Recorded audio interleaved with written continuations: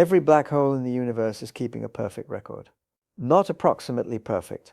Not perfect within the limits of measurement or the constraints of observation. Perfect in the absolute sense that the laws of physics permit. A complete, exact, unabridged accounting of every particle, every photon, every quantum of information that has ever crossed its event horizon, encoded with a fidelity that no physical process, no matter how violent, no matter how energetic, no matter how long the timescale, can compromise. The black hole does not merely gravitationally capture matter. It preserves it, transforms it, scrambles it beyond any practical hope of reconstruction, but preserves it with the mathematical exactness that quantum mechanics demands of every physical process without exception. Nothing that enters a black hole is lost. Everything that enters a black hole is kept. This is not a poetic description of gravitational imprisonment. It is a precise physical claim, with a precise physical basis, that has been established through one of the most consequential theoretical arguments in the history of physics, an argument that began as a paradox, consumed the attention of the most technically sophisticated physicists in the world for 4 decades, and resolved into a conclusion so radical that its implications have not yet been fully absorbed into either the foundations of physical theory or the public understanding of what black holes actually are. The resolution of the black hole information paradox, the demonstration that black holes preserve rather than destroy the quantum information of everything they consume, is not merely a technical result about exotic astrophysical objects. It is a statement about the fundamental architecture of physical law. It establishes that information is as conserved as energy, as protected by the structure of physical reality, as any quantity that physics has ever identified as fundamental. And it establishes this in the most extreme physical environment conceivable, a region of space-time where gravity is so intense that not even light escapes, which means it establishes it universally. If information is conserved inside a black hole, it is conserved everywhere under all conditions without exception. And if information is conserved absolutely, if the complete quantum state of every physical system that has ever existed is preserved, in principle, in the quantum state of the universe, then the relationship between the past and the present is not the relationship between what no longer exists and what currently exists. It is the relationship between what is inaccessible and what is accessible. The past does not cease to exist when it recedes from the present.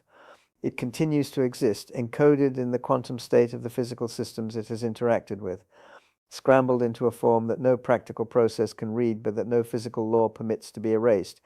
And if the past is never erased, if every moment of physical history is preserved with quantum mechanical exactness in the current state of the universe, then the question of whether it can, in principle, be accessed from the present becomes a question not of whether the information exists, but of whether the laws of physics permit a physical process that could read it. That question, whether the perfect memory of black holes points toward a physics in which the past is not merely preserved but recoverable, is where the argument about time travel begins, not as a science fiction premise, as a consequence of information conservation taken seriously at its full logical extent. To understand why information conservation is so consequential, and why the black hole information paradox was so difficult to resolve, it is necessary to first understand what information means in the precise sense that quantum mechanics defines it, and why the laws of physics protect it with such apparent absoluteness. In everyday language, information is content, the meaning carried by a message, the data stored in a memory, the knowledge possessed by a mind. In physics, information has a more precise definition. The quantum information content of a physical system is the complete specification of its quantum state, the wave function that encodes all probability amplitudes for all possible measurement, outcomes of all observable properties of the system. This wave function is not a description of our knowledge of the system. It is, on the standard interpretation of quantum mechanics, the complete description of the system itself. It contains everything there is to know about the system, not as a practical matter, but as a matter of physical fact. Two systems with the same wave function are physically identical. Two systems with different wave functions are physically distinct. The wave function is the identity of the system in the most fundamental sense that physics can define identity. The evolution of a quantum system's wave function is governed by the Schrödinger equation, a linear, deterministic equation that evolves the wave function forward in time in a way that is mathematically reversible. If you know the wave function at any moment, the Schrödinger equation tells you the wave function at every other moment, past or future. This reversibility is not merely a mathematical property of the equation. It is the expression in the quantum mechanical formalism of a physical principle, unitarity. A unitary evolution is one that preserves the inner product of quantum states, that maps distinct states to distinct states, that never allows two different initial states to evolve into the same final state. Unitarity means that the evolution of a quantum system is in principle perfectly reversible.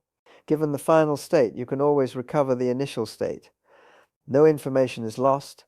No two different histories lead to the same present. The present state of any closed quantum system contains, in principle, the complete information about every state that system has ever been in. This is the principle that the black hole information paradox threatened.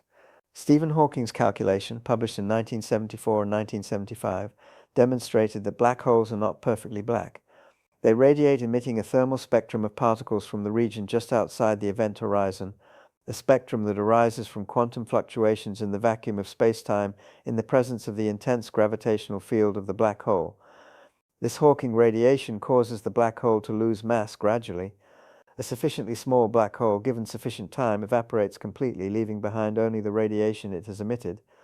And the radiation, being thermal, appears to carry no information about the quantum state of the matter that formed the black hole or fell into it subsequently. Thermal radiation is the most information-poor form of radiation possible, characterized entirely by its temperature, containing no record of its source's specific quantum state. If the black hole evaporates completely into thermal radiation, the information of everything that ever fell into it appears to be gone, not scrambled into an inaccessible form, gone, destroyed, permanently and irrecoverably absent from the final state of the universe. This is a direct violation of unitarity. If the black hole evaporation process maps many different initial states, all the different possible quantum states of matter that could have formed the black hole onto the same final state of thermal radiation, then the evolution is not unitary. Information has been destroyed. The reversibility that quantum mechanics requires has been broken. And this is not a minor technical violation at the edges of the theory. It is a fundamental inconsistency between quantum mechanics and general relativity, between the principle that information is conserved and the prediction that black holes evaporate into featureless thermal radiation. One of these must be wrong, or both must be incomplete, or there must be a resolution that reconciles them without abandoning either. The information paradox is the statement that no such reconciliation was for a very long time available. The paradox occupied theoretical physics for nearly 4 decades. The stakes were clear. If information is destroyed in black hole evaporation, quantum mechanics is wrong, not approximately wrong, not wrong in a limiting case, but fundamentally wrong in its most basic claim about the evolution of physical systems. If information is preserved, then the Hawking radiation must somehow encode the quantum state of everything that ever fell into the black hole, a conclusion that seems to require non-local effects, correlations between the radiation and the interior of the black hole, mechanisms of information transfer that have no obvious basis in the physics of the event horizon. The event horizon is by definition a surface through which information cannot pass outward, a one-way boundary defined by the causal structure of spacetime. How can the Hawking radiation, emitted just outside the horizon, carry information about the interior which is causally disconnected from the exterior by the very definition of the horizon? This is the tension, and it is genuinely deep. It is not a tension that can be resolved by a small adjustment to the existing theories, by a correction that preserves the basic picture while fixing a minor inconsistency. It requires something new, a new understanding of the relationship between quantum mechanics and the geometry of spacetime, a new account of how information is encoded in the physical structure of the universe, a new picture of what a black hole actually is at the level of its quantum mechanical description. The resolution came not from a single calculation, but from a convergence of ideas drawn from quantum information theory, the holographic principle, and the ADS-CFT correspondence, the same mathematical framework that establishes the equivalence between gravitational theories in a volume and quantum field theories on its boundary.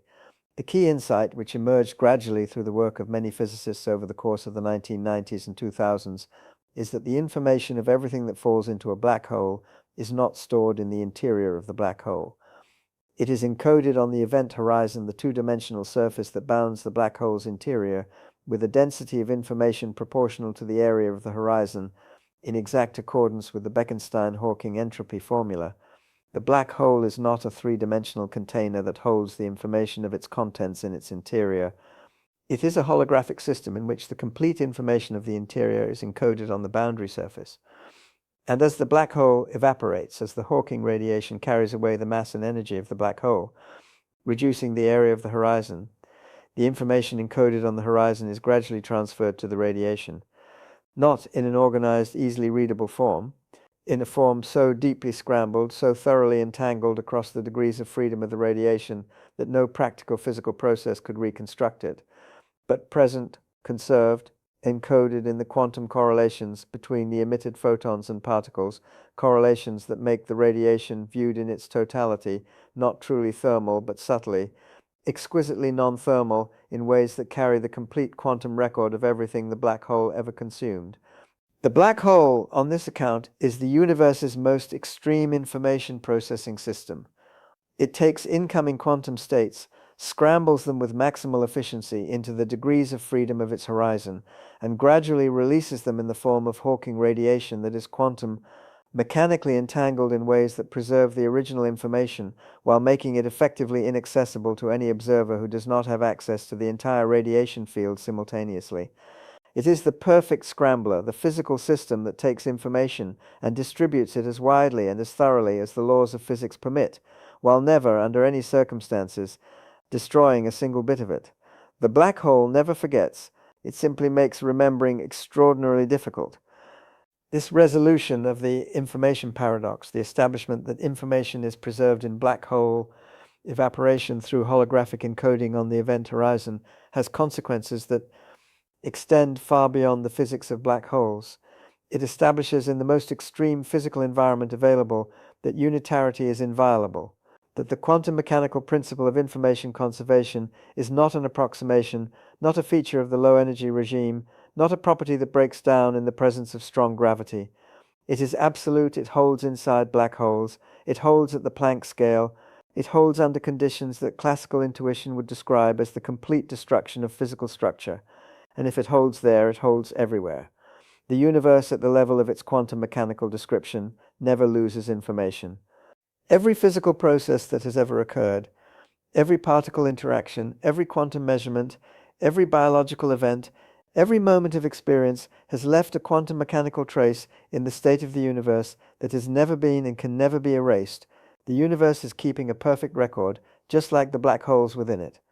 This is where the argument about time travel enters. Not as a whimsical speculation about paradoxes and grandfather scenarios, but as a rigorous consequence of information conservation applied to the structure of physical law. If the past is never erased, if the quantum state of the universe at this moment contains, in principle, the complete information of every state the universe has ever been in, then the question of time travel is the question of whether the laws of physics permit a physical process that can access that information, whether a physical system can in principle recover the past from the present, not by traveling to another space-time location, but by reading the quantum record that the principle of information conservation guarantees is there. There is section 2. The quantum record is not a metaphor. It is a physical fact with a precise mathematical description. Every interaction between physical systems produces quantum entanglement, correlations between the quantum states of the interacting systems that persist after the interaction has ended, that encode information about the states of both systems at the time of interaction, and that are by unitarity never destroyed by subsequent physical processes. They are redistributed. Entanglement between two systems becomes entanglement between those systems and their environment, spread across more and more degrees of freedom as the systems interact with their surroundings, but never eliminated. The quantum state of the universe at any given moment is a vast, extraordinarily complex entanglement structure that contains, encoded in its correlations, the complete history of every interaction that has ever occurred. The present is not merely the consequence of the past. It is the encoding of the past. Every moment of physical history is written into the current quantum state of the universe with the exactness that unitarity demands, distributed across the entanglement structure of the universe's wave function, present with complete fidelity and complete inaccessibility to any local observer. The inaccessibility is the practical obstacle. It is not the physical one. A local observer, any observer confined to a finite region of space, with access to only a subset of the universe's degrees of freedom, cannot read the complete quantum record encoded in the entanglement structure of the universe's wave function. The information is there, but it is distributed across correlations that span the entire universe, encoded in the entanglement between systems that have been interacting and interacting again for the entire history of the cosmos. Extracting it would require a measurement apparatus of literally cosmic scope, a system with access to every degree of freedom in the universe simultaneously, capable of performing the quantum operations necessary to decode the scrambled entanglement structure and reconstruct the original states from which it was generated. No such apparatus exists. No such apparatus is remotely within the reach of any technology that current physics can envision. The practical inaccessibility of the quantum record is absolute, in the same sense that the practical inaccessibility of the information encoded in the Hawking radiation of an evaporated black hole is absolute, real in principle, unreachable in practice. But the distinction between practical inaccessibility and physical impossibility is precisely the distinction that the resolution of the information paradox establishes as fundamental. For 4 decades, physicists argued about whether the information in a black hole was practically inaccessible or physically destroyed. The resolution established that it is the former, that no physical law permits its destruction, only its scrambling into a form that no practical process can read. The same logic applies to the quantum record of the past encoded in the universe's current state. The question is not whether the record exists. Unitarity guarantees that it does. The question is whether physical law permits, even in principle, a process that could access it. And this question, whether the perfect memory of the universe is merely practically inaccessible, or whether it is accessible in principle to some physical process, however unrealizable by current technology, is the question on which the physics of time travel turns. The connection to time travel requires a precise account of what time travel would actually mean in the context of a universe governed by quantum mechanics and general relativity. The popular conception of time travel, traveling backward through time to a specific past moment, interacting with past events, returning to the present, is a picture drawn from classical intuitions about time as a river that can be navigated in both directions. This picture is not what the physics of information conservation implies. What it implies is different, and in some respects more radical. If the past is encoded in the present quantum state of the universe, then accessing the past does not require traveling to a different temporal location. It requires decoding the quantum record, performing a sequence of quantum operations on the current state of the universe that reconstructs the past state from the entanglement structure that encodes it. This is not navigation through time.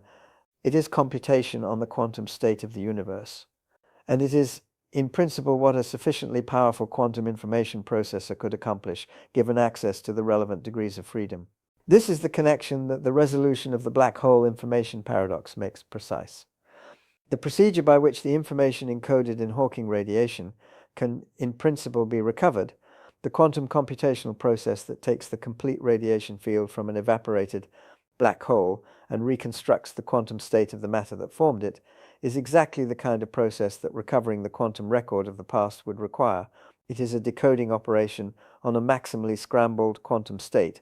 It is, in the technical language of quantum information theory, a decoding of a quantum error-correcting code, the recovery of the original information from a highly redundant, highly distributed encoding that has been designed by the dynamics of black hole evaporation to make the information as difficult to access as possible while preserving it completely.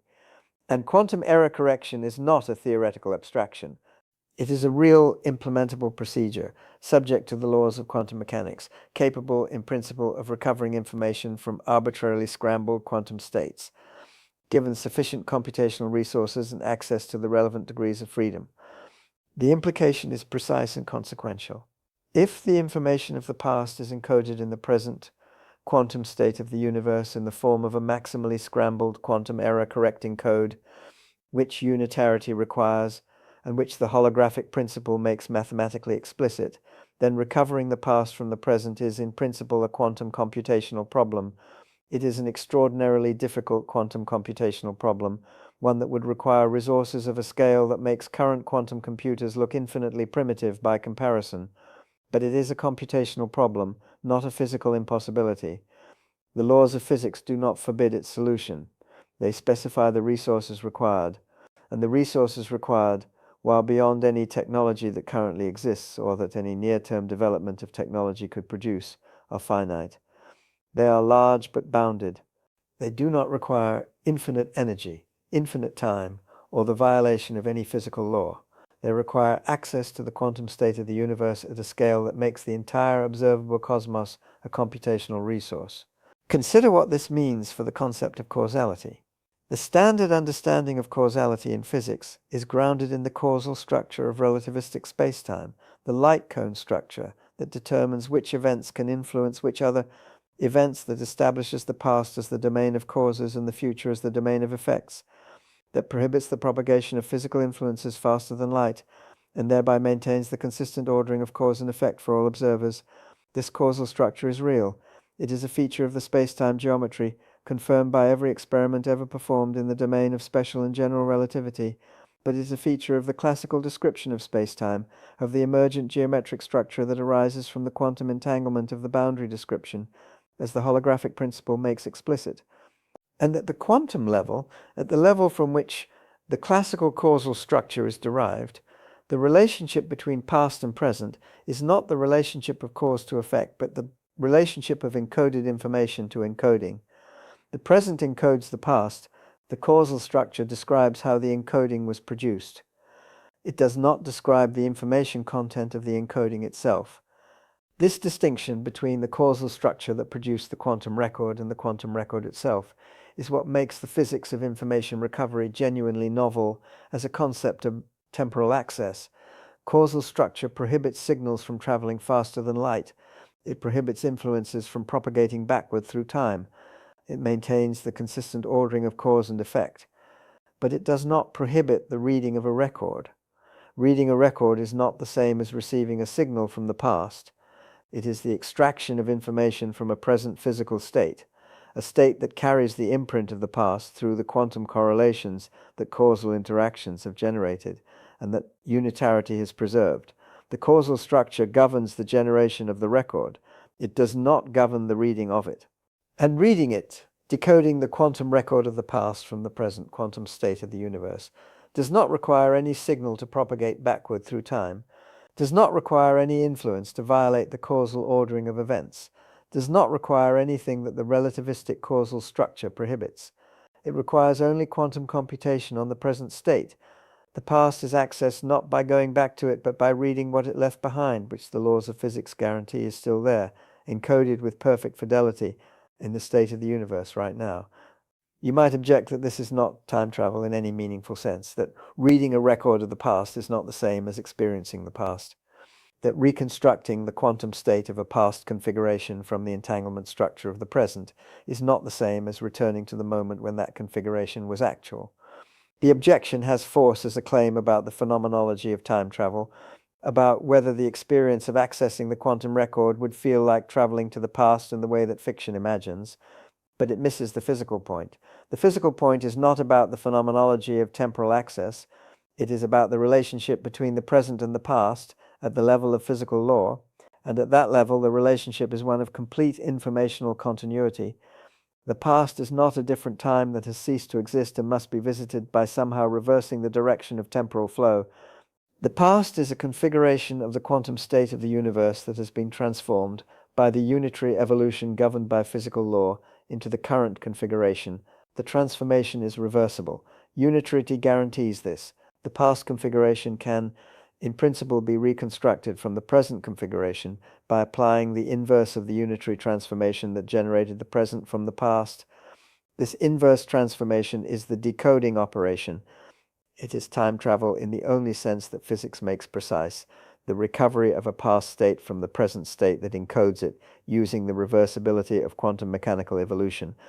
Now consider what this means for you, for the specific physical system that you are, located at a specific moment in the universe's history, constituted by a specific configuration of matter and energy and quantum correlations.